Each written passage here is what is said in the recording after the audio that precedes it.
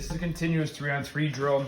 This is definitely going to be a situational drill. This is more about reading and reacting, making choices, and game situational play. So we're going to start here with, say, 2 black D. And we're going to have, say, red or pink forwards with a puck. Okay. On the whistle, these 3 forwards are going to attack on an entry play on a 3-on-2. So it starts with a 3-on-2 entry play off the rush. After that play, now we're going to have F1, F2, and F3 playing against the 2D. So once they cross the blue line, the next 5 guys will come out. We'll have, say, the blue wingers, the blue centerman, and they're going to be now going against the pink D.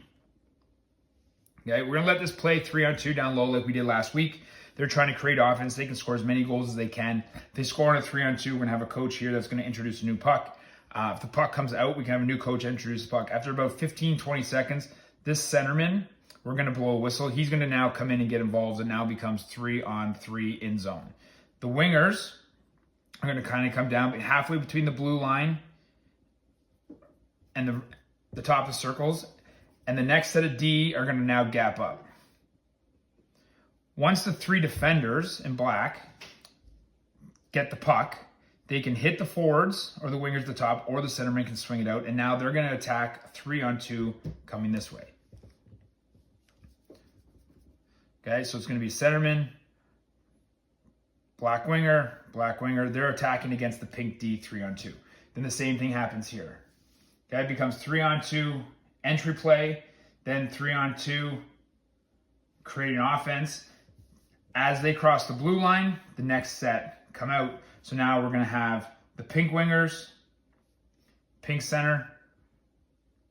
Right here on the whistle, centerman is going to come down and get involved. The wingers are going to come to about the top of the circle. The next set of D, which now would be the blue D, will come up and they're going to gap up. Once pink gets control, they attack against the blue D back this way. 3-on-2 entry play, and then same thing. And it's just going to keep continuing. Now, the biggest things that we're teaching here is the 3-on-2 entry play, so we can just kind of show them how to score off the rush. But then it's mostly about that 3-on-2 trying to create offense that you guys taught them last week in practice.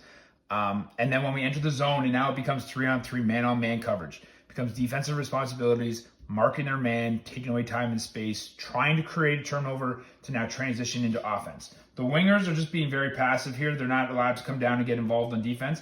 And then when they hit that winger, they're now quickly attacking against the set of D that have already gapped up and controlled gap. And now we just have a 3-on-2 coming this way. So this is a very good drill where I find that we can teach a lot of different things, of different concepts on both sides, offense and defense. It's definitely going to be a little bit sloppy, and that's okay because I believe practice should be sloppy.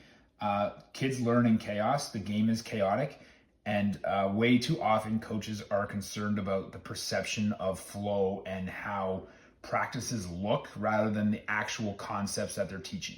So this is something that I really, really like. This is something that is a staple in all of my practices and my teaching, and this is something that we're going to do every single practice moving forward.